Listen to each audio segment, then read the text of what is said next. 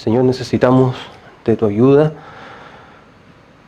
Pido a ti, Padre, la dirección de tu Espíritu sobre nosotros.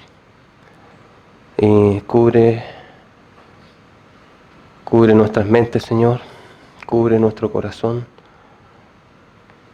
para hablar y escuchar de acuerdo a tu palabra y de acuerdo a lo que tú quieras para cada uno de nosotros. Agradecemos, Padre, tu asistencia y confiamos en ti y confiamos en ti. Gracias en el nombre de Jesús nuestro Señor. Amén.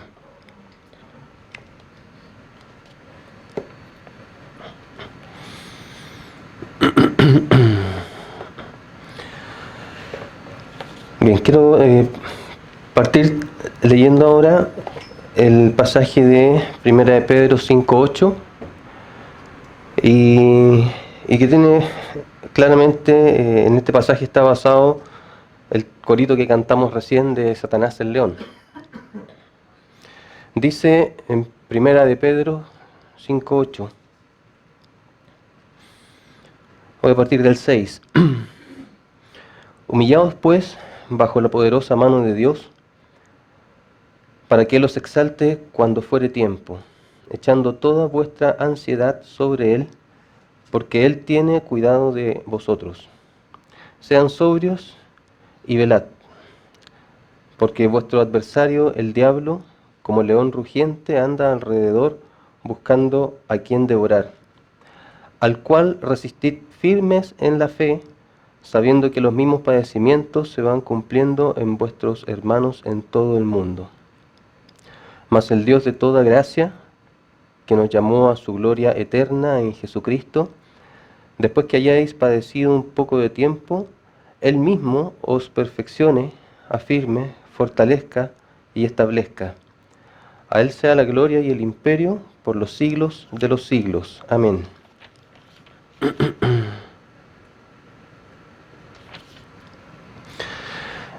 Bien, en base a los textos y a los temas que he estado compartiendo con ustedes en este último tiempo, habíamos estado viendo varios de los aspectos que nos pueden afectar y que de hecho nos afectan, nos atacan, nos hacen, es en base a todos esos pensamientos y circunstancias de nuestra vida que tomamos decisiones, tomamos determinaciones en nuestra vida, escogemos o dejamos de escoger, nos movemos o nos detenemos, hacemos o no hacemos, compartimos o no compartimos, en fin. Todo lo que somos y todo lo que hacemos en nuestra vida está directamente relacionado con cómo pensamos, con cómo está nuestra alma, cómo estamos sobrellevando todas esas cosas que de alguna manera hemos vivido en nuestra vida, a lo largo de nuestra vida, desde que nacimos, e incluso antes de nacer, aspectos con los cuales hemos sido impregnados para bien o para mal en nuestra mente, en nuestros pensamientos. El diablo, vamos a hablar algo de Satanás en esta primera parte. El diablo, como a lo largo de toda nuestra vida cristiana se nos ha estado enseñando, lo que quiere es destruir y se opone absolutamente a todo lo que es Dios, a todo lo que Dios ha hecho y ha creado. Satanás de una u otra forma se las arregla para ir en contra, para destruir, para hacer algo completamente opuesto, ¿verdad? Si pensamos en el pecado y sus consecuencias y la influencia de Satanás en esto, en el aspecto físico, por ejemplo, Dios creó el cuerpo humano, Dios lo creó en base a muchas células, cada célula obedece a un mandamiento, por así decirlo, algo imperativo que se le ha puesto a ellas, por ejemplo, en el momento de la gestación de un bebé, que tiene que dividirse y dividirse y dividirse, ¿verdad? Multiplicando. Eso es lo que de parte de Dios está hecho para el aspecto celular. Puntualmente el ejemplo de una gestación de un bebé. ¿Qué es lo que hacen las enfermedades? ¿verdad? Sabemos que todo lo que tiene que ver con enfermedades y degeneración, ¿verdad? Entró al mundo a través del pecado, y aquí está metido Satanás también con todos sus demonios. Todo apunta a ir en contra de lo que Dios creó, ¿verdad? Malformaciones, eh, una multiplicación excesiva de células, cosas que van absolutamente en contra de lo que Dios en una primera instancia dictaminó. Esto en caso a un ejemplo físico. Si Dios habla de unidad, Satanás se va a preocupar en dividir. Si Dios habló de amor y es su esencia, el diablo va a estar en el otro lado, ¿verdad? En el odio o en el egoísmo, depende qué consideremos el antónimo de amor. Y así lo podemos ver en todas las facetas, ¿verdad? Por lo tanto, Satanás claramente está orientado, su configuración, por así decirlo, su disposición es para destruir todo lo que Dios ha hecho y todo lo que tenga relación con Dios. La creación misma del ser humano, Dios lo hizo, por lo tanto, Satanás se ha encargado por todo este tiempo de destruirla, de degenerarla. El creyente, el cristiano, todos nosotros somos imagen de Dios aquí en la tierra. Representamos a Cristo en la tierra. Por lo tanto, hay un ataque, una hostilidad específica y puntual de parte de Satanás a los que somos hijos de Dios. Y todo esto parte primordialmente por el antagonismo que existe de parte de Satanás hacia Dios y a todo lo que con Dios se relaciona. Por lo tanto, nosotros tenemos que tener absolutamente claro, porque yo sé que lo sabemos por la Biblia, pero es poco lo que se estudia del diablo. Incluso se le hace el quite a estudiar cómo opera Satanás, cómo operan las tinieblas espirituales en la vida de todo ser humano y particularmente de un creyente. E incluso me atrevería a decir que todo el mundo ocultista, cuando digo ocultista me refiero a todos los que se relacionan directamente con Satanás y con los espíritus malignos, nos llevan muchísima más ventaja de lo que tiene que ver nuestra relación espiritual con el mundo espiritual de lo que nosotros tenemos.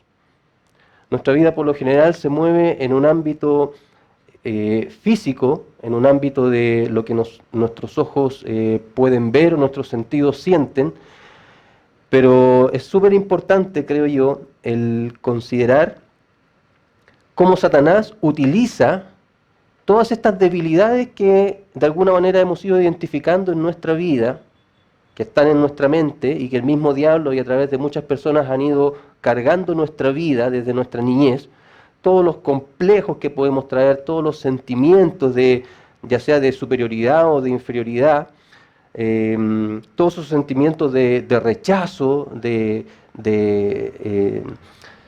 hostilidad, de enojo, tantas cosas que nosotros ya hemos visto anteriormente, cómo es que Satanás utiliza estas cosas y estos aspectos que están en nuestra vida, ¿verdad? Es nuestro enemigo. Ya sabemos que uno de nuestros enemigos es la carne, lo que ya hemos estado viendo y de las cosas que tenemos que irnos despojando.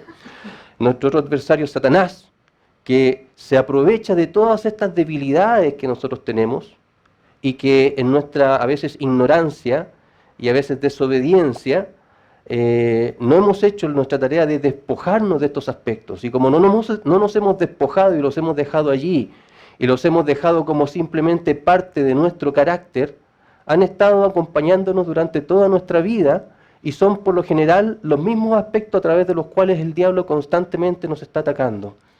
Si uno hace una idea de cuáles han sido los ataques que Satanás ha hecho hacia nuestra vida, podríamos llegar a la conclusión de que casi siempre son los mismos, casi siempre es la misma técnica, o casi siempre son los mismos argumentos que llegan a nuestra mente a través de los cuales Satanás nos hace caer, nos hace rendirnos, nos hace traer pensamientos de destrucción hacia nuestra mente, hacia nuestra propia vida y hacia nuestro entorno. Por lo tanto, el ataque del diablo está directamente relacionado a las áreas que en nuestra vida aún no hemos entregado al Señor. Cuando digo entregado, estoy hablando de identificar áreas en nuestra vida que tenemos que confesar, de las cuales el Señor tiene que libertarnos, para que Satanás no siga teniendo incidencia en nosotros. Leí este pasaje de Satanás en donde Pedro lo compara como un león que está al acecho. El corito que cantábamos dice: no voy a temer al león porque Jesús es mi buen pastor. Y eso está bien si es que ponemos nuestra vista en el buen pastor que tenemos. Pero Pedro aquí nos dice que debemos tener cuidado, que hay una parte que corresponde a nosotros para que Satanás no nos haga el daño que está dispuesto a hacernos. Satanás anda, dice vuestro adversario, el diablo, como león rugiente, anda alrededor buscando a quien devorar.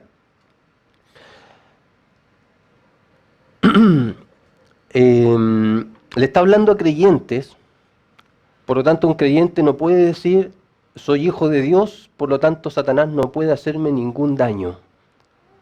¿De acuerdo? Si esto lo llevamos al plano de la salvación y de la condenación del infierno, estamos claros de que es así, ¿verdad? O sea, nosotros ya somos libres de la condenación, por lo tanto no tenemos ningún temor de que vayamos a perder nuestra salvación. Pero en nuestra vida, en nuestro diario vivir, Satanás sí puede hacernos daño, y es por eso que están las advertencias en la Escritura para los que somos hijos de Dios. En este pasaje, Pedro nos dice y compara con un león. Un león rugiente, el león ruge cuando tiene hambre. Otros pasajes de Proverbios hablan del rugido del león. Cuando los leoncillos rugen, ¿verdad?, es porque andan con hambre. El diablo tiene un hambre insaciable por hacer mal y por destruir.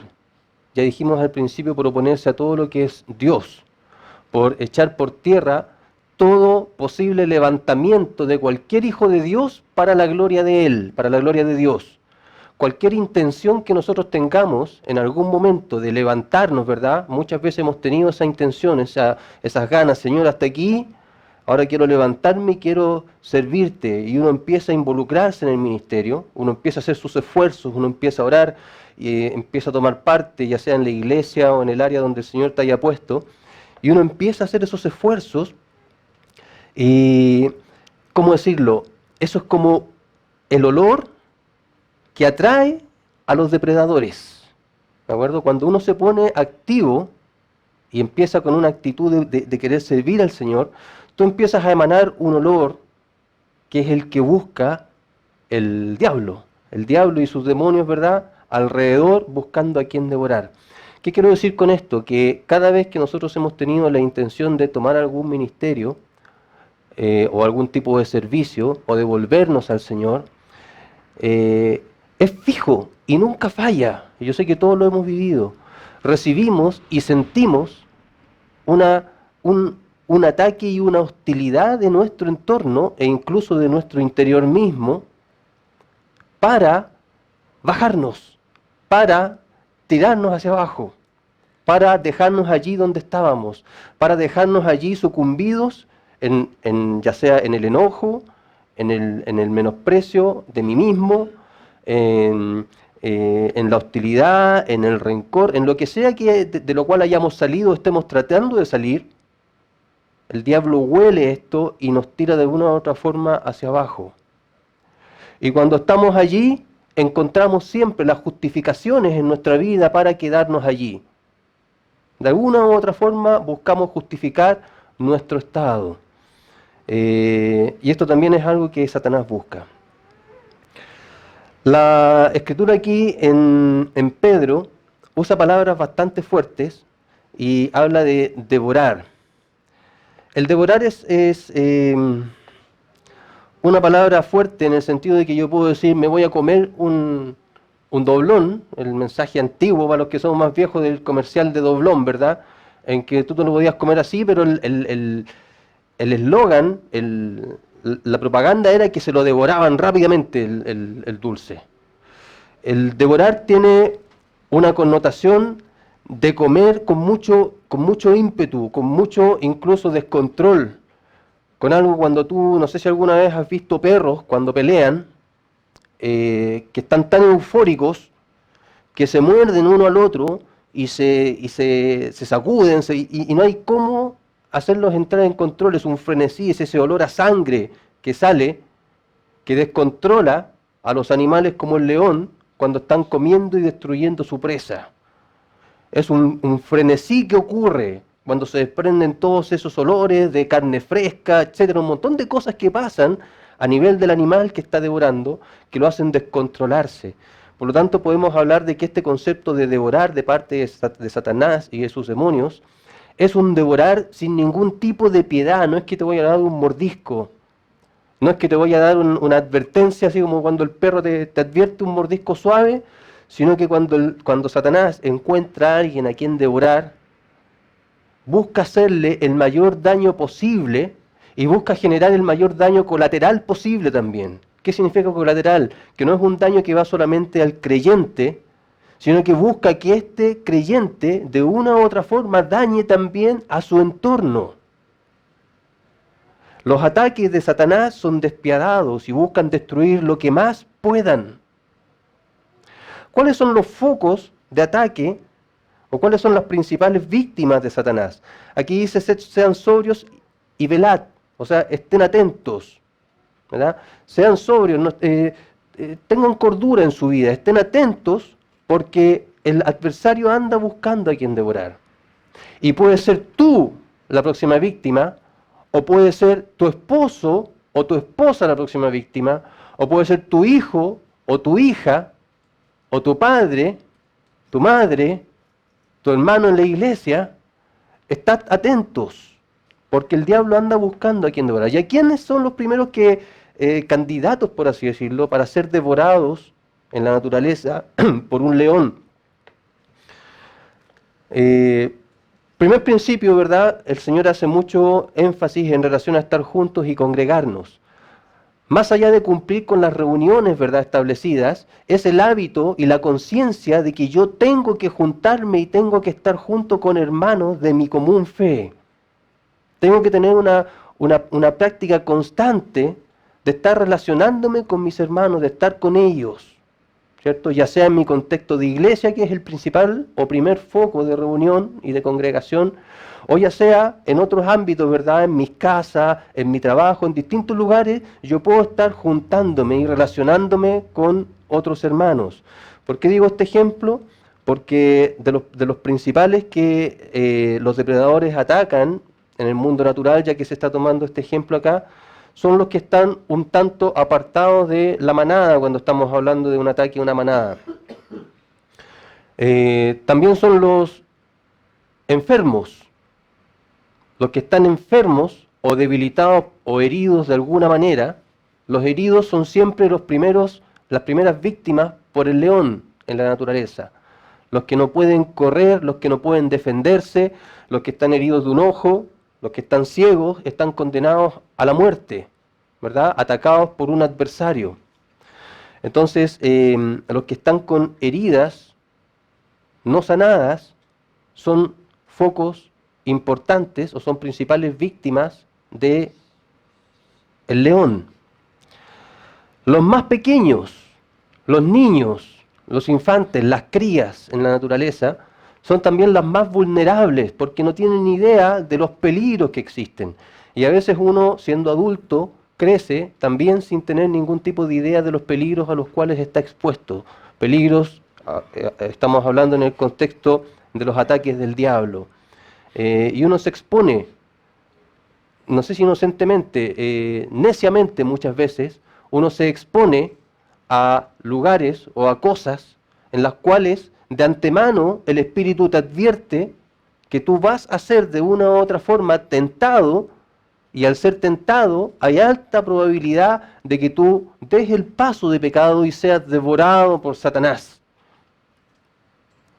Todos los casos de pecados, por ejemplo, fuertes, de fornicación o adulterio, no parten de un momento a otro, sino que parten con un pequeño acercamiento, leve, hacia el pecado, y llega un momento, ¿verdad?, en que ya estás tan metido en esta área, en que el diablo te toma, te devora y destruye no solamente a ti, sino que destruye a toda tu familia y destruye a todo tu entorno más próximo y afecta a la congregación y afecta a todo tu entorno, ¿verdad?, que está cercano a ti.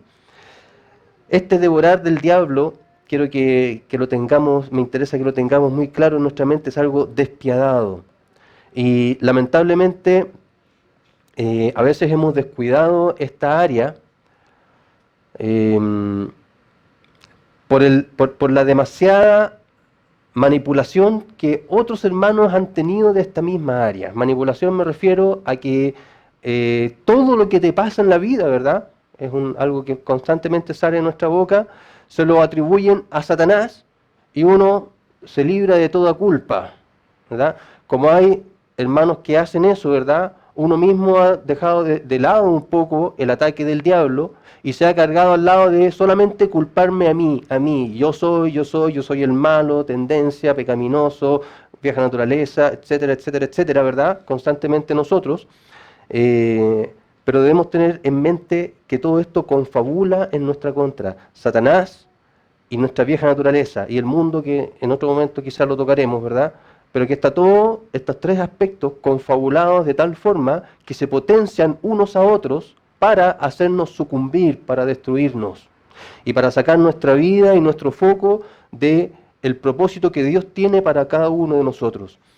Yo creo que no es nuevo si yo digo Dios tiene un propósito, una obra, uno o más dones asignados a cada uno de nosotros, ¿verdad? Y un ministerio al cual cada uno de nosotros debe aplicarse. Para todos nosotros Dios tiene una parte en el cuerpo. Y date cuenta que una de las principales cosas que busca el diablo es apartarnos de esto, apartarnos de este centro que debería ser el centro de todas las demás decisiones de nuestra vida, apartarnos de este centro y nos hace concentrar nuestra mente, casi siempre pasa así, principalmente en nosotros mismos, en nuestro sufrimiento, en nuestro dolor, en nuestros sentimientos de injusticia. Y cuando estamos así, nos sentimos con el derecho de descuidar todo lo que tiene que ver con Dios. Y nos justificamos a nosotros mismos porque estamos tan ensimismados de nuestro propio dolor y de nuestra propia desgracia y de lo malo que hemos, de tanto que hemos sufrido, que nos justificamos a nosotros mismos de que tengo que estar así y es normal que descuide, es normal que deje, es normal que no asista, es normal que no esté trabajando en ningún ministerio, es normal que no me comprometa con nada, porque es tan grande el daño que me hicieron que voy a ser muy inconstante en el servicio al Señor. Por lo tanto, me pongo a un margen y yo mismo, mi mente misma me dice, influenciada por supuesto, ¿estás bien allí? Estás justificado porque es muy grande lo que estás sufriendo, es muy grande la decepción que sufriste, por lo tanto, quédate allí nomás, no te expongas nuevamente al dolor, no te expongas otra vez a que te traicionen, no te expongas otra vez a que te defrauden, quédate allí nomás, tómate tu tiempo, descansa, reposa y tómate todo el tiempo necesario. Hay otros que están cubriendo las necesidades en la iglesia, las necesidades en el área donde tú deberías estarte desenvolviendo, pero tú estás sufriendo. Así que quédate allí. Esto es una de las justificaciones que pasa en nuestra mente. No estoy diciendo que hay que ignorar el sufrimiento que hemos experimentado. Yo creo que hay que enfrentarlo, llorarlo, lo necesario que sea que haya que llorarlo. Pero ¿cuál es nuestro error? Que nos quedamos constantemente allí. Constantemente allí. Y justificamos ese dolor para poder movernos y relacionarnos en otras áreas. Esta es una de las formas, de acuerdo a los temas que hemos estado hablando anteriormente, la principal área donde el diablo trabaja y donde el diablo nos devora es en el área de nuestra alma, de nuestra mente, de nuestro corazón, en base a las cosas que pensamos, en base a las cosas que razonamos. E insisto, no solamente nos afecta a nosotros, sino también al entorno más próximo donde vivimos. Al cual resistid firmes en la fe, sabiendo que los mismos padecimientos se van cumpliendo en vuestros hermanos en todo el mundo. Aquí nos dice que todos los hermanos están expuestos de alguna manera, ¿verdad?, a los ataques de Satanás. Satanás quiere destruirnos, y esto es importante tenerlo claro. Destrucción, una destrucción inmisericordia, una destrucción total. Ojalá que lleguemos lo más abajo posible, que estemos lo más entretenidos ahí en nuestro propio sufrimiento. Date cuenta que muchas de las cosas que no emprendemos o que no nos queremos levantar es porque estamos enredados en nuestro propio sufrimiento, en nuestra propia, según nosotros, desgracia, en nuestras propias decepciones y desilusiones del mundo y de las personas que nos han rodeado. Estamos tan entretenidos en eso y en esos pensamientos, date cuenta que son pensamientos, todo lo que generalmente nos detiene, pensamientos e ideas, son en las cuales el diablo nos tiene entretenidos. Y a muchos de nosotros nos está devorando, nos está consumiendo, porque todas esas cosas nos hacen tener otro tipo de problemas, ¿verdad? Los que hablábamos en las clases anteriores, como la amargura, el rencor, la ira, el enojo. Entonces date cuenta que empiezan a sucumbir todas esas cosas y seguimos tan metidos en nuestros problemas, en nuestros juegos mentales, que es algo que si tú lo ves humanamente es como imposible salir. Imposible salir. Tú tienes toda la intención, todo el ánimo, todas las ganas. Ruegas a Dios. Muchas veces hemos orado al Señor, pero nos levantamos, ¿verdad? Y muchas veces basta con que nos mencionen un nombre, una persona, alguien que de una u otra forma ha afectado nuestra alma anteriormente, que puede ser en nuestra niñez, o en nuestra juventud, o en nuestra adultez, en la iglesia, en la congregación, en la familia. Basta con que nos mencionen una persona para que todo ese círculo mental de pensamientos se eche a andar nuevamente, y todo ese círculo de lástima y de pena y de autojustificación de por eso yo estoy así, por culpa de esa persona que llegó a mi mente, y vuelve todo el círculo vicioso. Y es un círculo vicioso en el que muchas veces nosotros los cristianos nos estamos allí dando vueltas, dando vueltas. Quiero poner un ejemplo de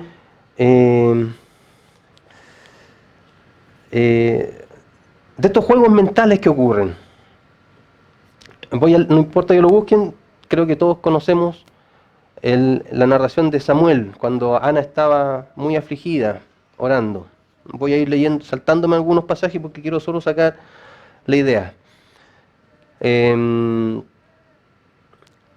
Cana era el esposo, ¿verdad?, de Ana y Penina, dos mujeres. Tenía dos mujeres. Y ese, cuando llegaba el día del sacrificio, daba a todos una cierta parte de lo sacrificado, a su mujer Penina, a sus hijos, pero a Ana daba un poco más, porque la amaba.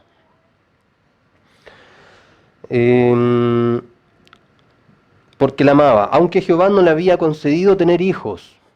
¿De acuerdo? Había algo que pasaba en Ana, que era que no podía tener hijos. Y de una u otra forma eso la acongojaba y la afectaba en gran manera. Ella tenía allí un pensamiento en su mente. Y tenía una rival, que era Penina, la otra mujer, que le gritaba, enojándola, o sea, la hacía enojar. Y entristeciéndola, la hacía entristecerse, porque Jehová no le había concedido tener hijos. Este es un ejemplo de tener hijos, pero puede ser cualquier otra área que podamos tener en nuestra mente. Y por lo general nosotros tenemos la realidad en nuestra vida, y en nuestra mente, de alguna manera, hay un rival, que es el ideal que nosotros quisiéramos tener en nuestra vida, que constantemente nos acusa, nos entristece, nos enoja por las cosas que no tenemos y que de acuerdo a ese rival deberíamos tener. Constantemente está allí, entristeciéndonos, acusándonos, manteniéndonos ahí abajo. Le irritaba así, por lo cual Ana lloraba y no comía. Estaba en una tristeza, una depresión profunda. Había afectado profundamente este sentimiento. Y aquí en el versículo 8, cuando el Cana aparece, quiero hacer alusión a qué pasó en la mente del Cana que es algo que pasa en nuestra mente, en nuestro corazón, muchas veces. El Cana, ¿qué es lo que le dice? Ana, ¿por qué lloras? ¿Por qué no comes? ¿Y por qué está afligido tu corazón? Aquí al parecer el Cana sabía por qué era, porque le alude aquí a los hijos, ¿verdad? Pero dice, ¿por qué estás así? Dice, ¿no te soy yo mejor que 10 hijos?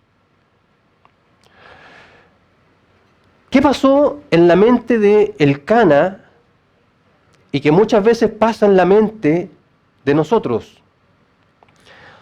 Antes de seguir aquí tenía que leer un versículo no lo voy a leer, lo voy a mencionar porque también lo conocemos, en Apocalipsis, donde habla de Satanás, el diablo, como nuestro acusador, el acusador de los hermanos, acusador delante de Dios y acusador también dentro de nuestra propia mente, nos acusa con nosotros mismos, nos acusa, nos incrementa la culpa y nos hace tomar decisiones en base a acusaciones que nuestra propia mente, que nuestros propios pensamientos nos hacemos a nosotros mismos, acusaciones y sentimientos de culpabilidad, que es lo que le pasó al Cana. Mira aquí.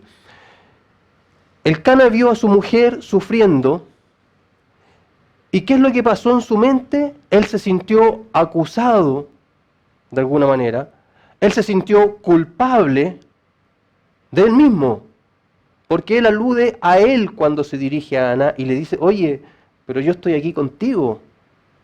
¿No, acaso no es valiosa mi presencia a tu lado que estás tan triste? ¿No soy yo mejor que 10 hijos para que estés así? ¿Por qué no estás bien si yo estoy a tu lado? Yo estoy contigo. El sufrimiento de Ana afectó directamente al sentimiento de autoestima del Cana. Y el Cana se vio afectado. Y el Cana fue, y en vez de ayudar a su esposa, en vez de aconsejarla y de ponerse al lado de su sufrimiento, el Cana lo que hizo fue defender su propio sentimiento de culpabilidad. Oye, ¿no te soy yo mejor? No sé, aquí no aparece cómo se sintió Ana con este comentario, pero la verdad no es muy popular este comentario del Cana en el común de las mujeres, ¿verdad? De las hermanas cuando leen este pasaje, porque se ve claramente que el Cana no había entendido lo que estaba sufriendo Ana en ese momento. Pero quiero que nos quedemos con esto que es muy común en hombres y en mujeres. Cada vez que nosotros vemos el sufrimiento de alguien, principalmente de alguien cercano a nosotros, inmediatamente se ve afectada nuestra propia convicción de nosotros mismos.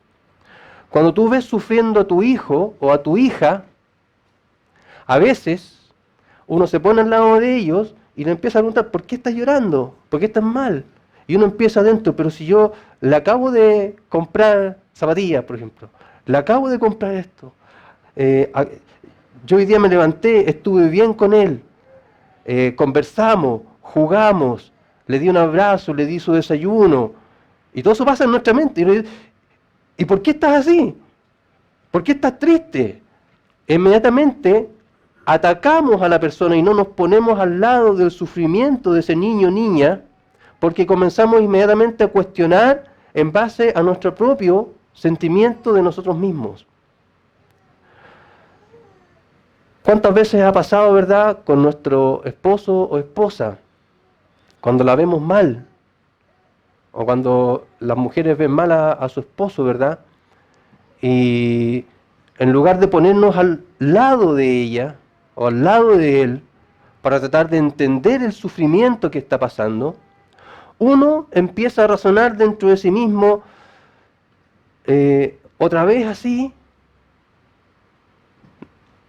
yo hice todo esto, he tratado de estar bien, he tratado de estar con un buen ánimo, he tratado de atenderla, de atenderlo, he tratado de cuidarlo, he procurado cubrir esas áreas que yo he descuidado, pero aún así esta persona está triste, aún así esta persona está mal. Y uno inmediatamente empieza también a cuestionarse a uno mismo. ¿No te ha pasado que te es mucho más fácil consolar o acercarte o llegar al corazón o tener más paciencia con un niño que no es tu hijo que con tus propios hijos? Cuando un niño está mal, triste, enojado, lo que sea, tú te acercas a ese niño y tratas de llegar, porque no tiene nada, no tiene ninguna relación contigo, no es nada que tú hayas hecho mal, no es nada que pueda hacer que yo hice algo mal, por eso está así, y te acercas con una mayor libertad a ese pequeño. Pero cuando se trata de nuestros hijos, y los vemos mal, uno inmediatamente empieza como a cuestionarse, pucha, yo he tratado de ser bueno, seré un buen padre, buena madre, ¿por qué está así? En fin, quiero apuntar de que pasan muchas cosas en nuestra mente cuando uno trata, ¿verdad?, y ve el sufrimiento de otro. Y quería hacer énfasis en la acusación que el diablo constantemente hace a nuestras mentes. Hay una acusación constante que nos hace sucumbir y ante la cual el diablo nos puede devorar si es que no estamos atentos a estas cosas. Un devorar interno, un devorar de que constantemente yo estoy, de una u otra forma, todas las cosas que pasan a mi entorno cuestionan mi desempeño. Cuestionan mi desempeño como hombre, como esposo, como padre, como hijo. Me cuestionan y yo me enojo a veces conmigo mismo o con la otra persona. Y es un juego mental tan fino que se elabora en nuestro corazón, que el diablo está allí aprovechando cada espacio que nosotros hemos dejado sin confesar delante de Dios. Todas esas áreas que nosotros hemos dejado así sin atender, sin llevarlas al Señor, ya sea por ignorancia o porque simplemente no las consideramos, Satanás utiliza todas estas cosas y estos vacíos para llenar nuestra mente de pensamientos de acusación. Cuando tú tienes que enfrentar, por ejemplo, a un padre o a una madre, ¿verdad?, y quieres llegar a su vida o a su corazón, pero constantemente hay una barrera que está esa persona defendiéndose internamente porque se siente como en un ataque personal hacia sí mismo y no puede llegar. Las áreas de nuestra alma son tan privadas, las protegemos tanto. La Biblia habla de que los rencores y las peleas y las discusiones entre hermanos o entre familiares, dice que son como cerrojos de alcázar. Cuando habla de alcázar, no se está refiriendo al material del candado. El alcázar eran unas bodegas donde guardaban todas las provisiones y las cosas más preciosas que tenían los judíos. Era una habitación, y como era donde estaban ahí guardadas las cosas más preciosas, que no podían perderse, que generalmente está relacionado con comida y abastecimiento, le ponían uno de los candados más potentes, ¿verdad? Y la Escritura habla de que nuestros pleitos, nuestros enojos y esas amarguras que tenemos, nosotros las tenemos como un cerrojo de alcázar. No queremos entregarlas, queremos defenderlas, queremos tenerlas allí. Y es allí donde se levanta muchas veces la soberbia en nuestra vida, que nos impide que otros lleguen de alguna manera a nuestra vida, a nuestro corazón, el abrir nuestro corazón, el llegar a la etapa del quebrantamiento, pasando a través de la soberbia, como hablábamos las clases pasadas. En nuestra mente, en nuestro corazón, Satanás tiene poder y dominio si es que nosotros le damos las herramientas y le damos los espacios para que los haga.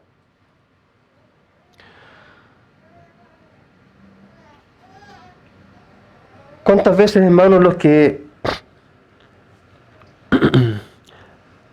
hemos tenido que hacer llevar adelante algún tipo de ministerio o de alguna reunión, algo importante que sabemos que es para el servicio de Dios, hemos recibido de alguna manera los dardos del maligno? Vamos a hablar de los dardos, creo que alcanzaremos ahora un poquito. Los dardos del maligno, habla de dardos encendidos, ¿verdad? Que te da el dardo, y no solamente te causa el dolor en el momento en que te da el dardo, sino que como está encendido, tú te lo llevas. Y estás tratando de sacar adelante lo que estás haciendo porque sabes que es para el Señor, sabes que Él te lo puso, sabes que Él te lo dio. Y la Biblia te dice en Efesios, ¿verdad?, el escudo de la fe para que apague esos dardos, para que aún así puedas sacar adelante esa obra que el Señor te encomendó. Porque los dardos son para que digas, no puedo hacer esta obra así. No puedo hacerla, llamo por teléfono y digo, no puedo llegar, por favor que otro lo haga. No puedo llegar, por favor que otro lo tome.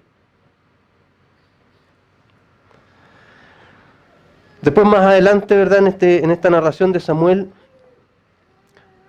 vemos que el sacerdote Elí también juzga mal la condición de Ana. Y es como otro ataque para Ana. Ana tampoco aparece, Ana actúa, ¿verdad? No enojándose, que podía haberse enojado, ¿verdad? Y le hubiese dicho a Elí, oye, eres sacerdote de Dios, ¿verdad? Y no tenés ningún tino, ningún tacto para acercarte a una mujer que está sufriendo. No tienes idea de lo que estoy pasando. Porque Elí le dijo, oye, estás borracha, digiere tu vino. Y Ana le dice, no me tenga en mente como una mujer impía, no me consideres así. Estoy en gran angustia, en gran dolor y he venido aquí a derramar mi petición delante de Dios. Y Elí le dice, ok, bueno, que Jehová conceda la petición de tu corazón. Hermanos, vamos a estar constantemente en nuestra vida de creyentes influenciados por ataques incluso de hermanos, hermanas, e incluso ataques no intencionados. Elí realmente creía que ella estaba ebria, no fue a lingunearla. Elcana, el esposo de ella, actuó mal, ¿verdad? Porque no fue capaz de entender su sufrimiento, pero él actuó como actuamos la mayoría de nosotros, defendiéndonos a nosotros mismos. Quiero decirte que nuestra vida está rodeada de estas realidades. Y no podemos cada vez, o no debemos cada vez, que algo nos amenaza o que alguien nos dice algo que para nosotros nos parece injusto, como estas dos cosas que le pasaron a Ana acá, dejar que el enemigo nos devore, nos derrumbe y nos haga dejar todo lo que realmente Dios quiere en lo que nos concentremos, dejarlo todo, ¿verdad? Y concentrarnos e irnos exclusivamente a nuestro dolor. Elcana, ni un brillo, me ofendió, me atacó y no tiene idea de lo que sufro. Después más encima se apareció el pastor, el sacerdote, y me dijo otro disparate. Por lo tanto, es tanto lo que he sido bombardeada que mejor desisto y ya no más. Y bueno, todas las cosas que a veces pasan en nuestra vida cuando nos dicen algo que a nosotros no nos parece justo y uno está ahí en la incertidumbre de ¿le respondo o no le respondo? ¿Me callo o hablo lo que siento que tengo que decirle? Y uno está ahí en la incertidumbre frente a todas estas cosas que pasan. ¿Qué quiero decir con todo esto, hermanos? Es que la vida real es así. La vida real es así y es por algo que el Señor pone en la Escritura tantas normas, no normas, sino que tantos consejos de conducta y de relación entre los seres humanos. Nos enseña cómo relacionarnos entre los hermanos en la congregación, a cómo relacionarnos entre esposo y esposa, entre padre e hijo, hijos y padres. Obedece a tus padres, le dice a los hijos, y a los padres les dice, no irrites a tus hijos. Porque Dios sabe que estas cosas son normales en nuestra realidad. Ocurren.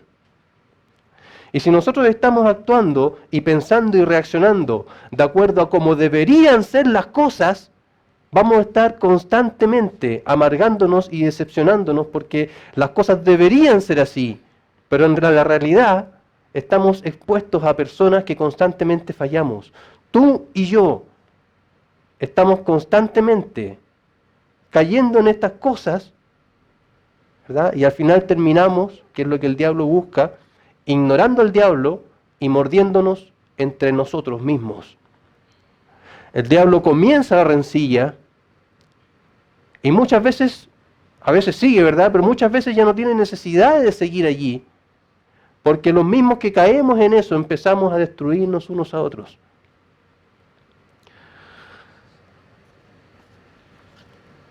Efesios dice, también pasaje conocido,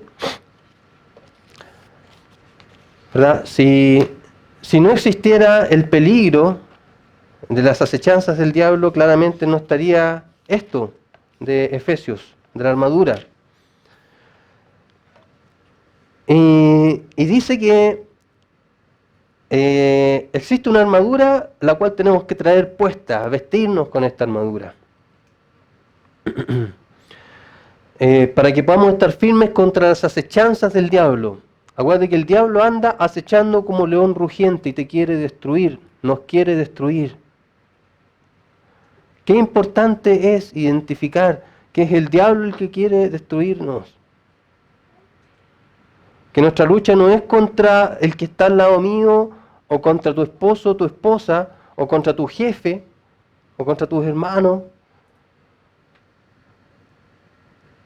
Satanás con guante blanco provoca todas las guerras y después se esconde para que no lo veamos. Para que veamos solamente al que tenemos enfrente nuestro. Y nos olvidemos de que nuestra lucha no es contra el que está enfrente o al lado nuestro, sino que es contra principados y potestades. ¿Sabes que cuando dice potestades, gobernadores de las tinieblas, huestes espirituales de maldad, ¿sabes tú que todas estas huestes espirituales de maldad tienen nombre? Están en la Biblia incluso mencionados. Y que a lo largo de la historia han ido cambiando sus nombres. Y que cada uno de ellos tiene potestades físicas en lo ancho del mundo. Potestades físicas, lugares específicos, países, continentes en los cuales estas potestades, estos principados gobiernan, en los cuales hay potestades. Cuando nos burlamos de algunos hermanos que hablan de espíritu de maldad, espíritu de celos, espíritu de pornografía, espíritu de ira, ellos le han puesto nombres, ¿verdad? Aunque en la Escritura habla de espíritu de adivinación y especifica varios espíritus con diferentes nombres. Y claro, a veces uno puede caer, ¿verdad?, en poner nombre a todo, pero el caso es que es real.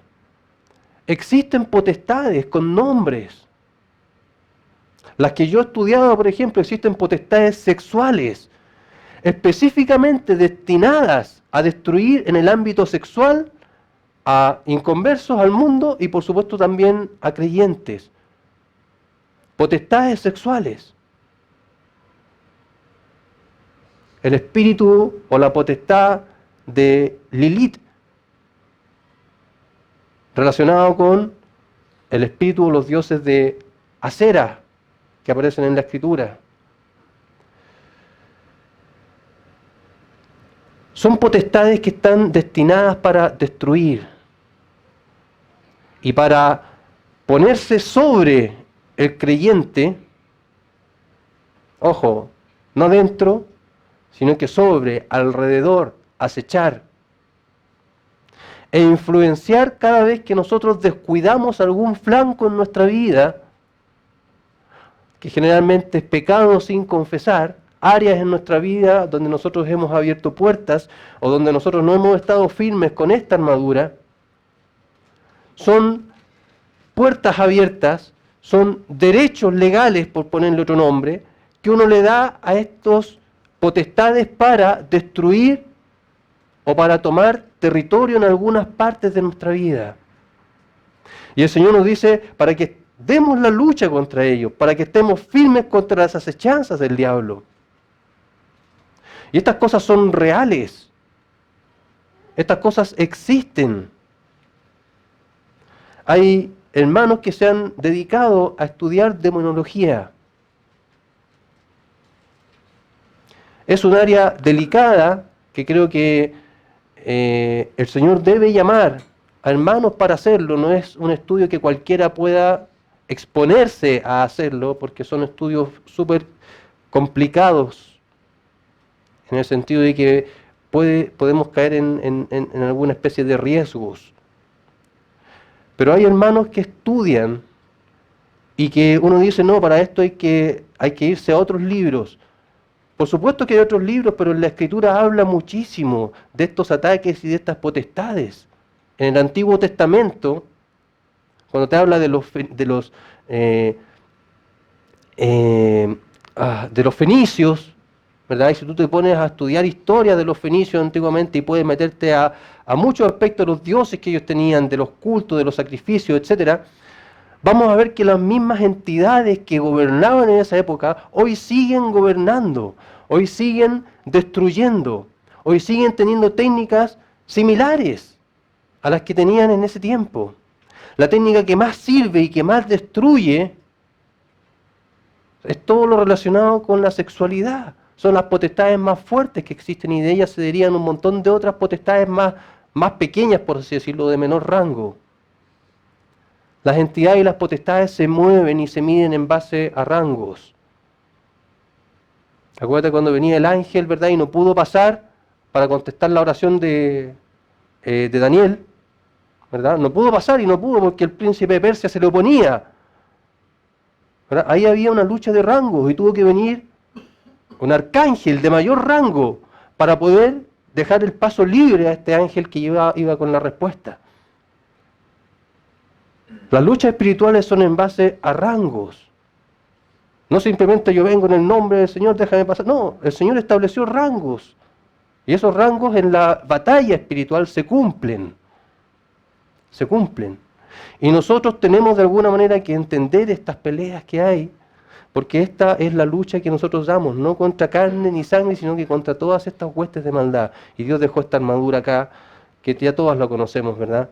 Pero habla de verdad, de justicia, de el calzado del Evangelio en los pies. Habla de estar listo, de estar preparado, de estar vestido. Cuando el pueblo de Israel tenían que comer la Pascua vestidos, calzados en los pies, listos, preparados para salir. La justicia, cuando el diablo no tiene ningún pecado que tú tengas sin confesar. Cuando tú has estado limpio delante del Señor y te mantienes al día con confesión, cuando te enfrentas a un ataque del maligno o conversas con una persona que claramente está afectada o influenciada por Satanás, no pueden decirte nada en contra tuya porque tú estás al día con el Señor. ¿Y cuál es la táctica que ocupa Satanás? Inventa una mentira acerca de ti. Que si tú no estás seguro de eso, vas a sucumbir, vas a caer. Lo que pasó con el Señor, no tenían nada que decirle y tuvieron que inventar mentiras para ver si Él se ponía a defender esas mentiras. El Señor no se puso a defender esas mentiras.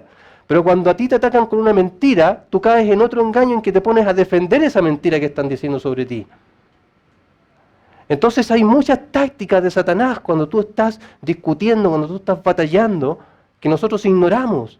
Y nos perdemos en discusiones necias y sin darnos cuenta le damos, ¿verdad?, el espacio a lo que Satanás estaba buscando y finalmente nos apartamos del centro y al final terminamos defendiendo una mentira que era sobre nosotros, que realmente nunca existió, y perdemos, ¿verdad?, el foco que estábamos siguiendo. La justicia es importante, pero atentos con la justicia, porque cuando estás al día, el diablo utiliza mentiras contra ti.